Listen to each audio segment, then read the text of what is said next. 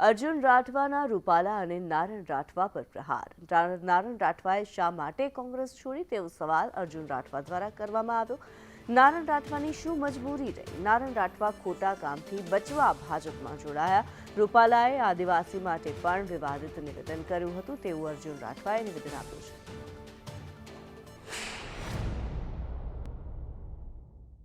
સ્પષ્ટ માનું છું કે નારણભાઈ જાણે છે કે કોંગ્રેસ સાચા મુદ્દા ઉપર લડે છે. નારણભાઈ જાણે છે કે પૂરા ગુજરાતમાં નળ સે જલ યોજના ફેલ છે. નારણભાઈ જાણે છે કે શિક્ષણની હાલત ખરાબ છે, બેરોજગારી છે, મજૂરોની હાલત ખરાબ છે, યુવાનો બેરોજગાર છે અને જે નોકરી કરે છે લોકોને અન્યાય થાય છે.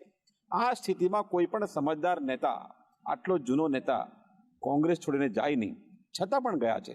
તો શું મજબૂરી રહી છે, શું લોભ લાલચ રહી છે, એ એમનો મુદ્દો છે. એમણે કહી દેવું જોઈએ બહુ સ્પષ્ટ રીતે. આદિવાસી વિશે પણ ખરાબ બોલ્યા. એમણે છોટાઉદેપુરના આદિવાસીઓ માટે એમ કીધું છે કે આદિવાસીઓ રોજ સાંજે એમને પીધા વગર ચાલતું નથી, એટલા માટે વિકાસ થતો નથી.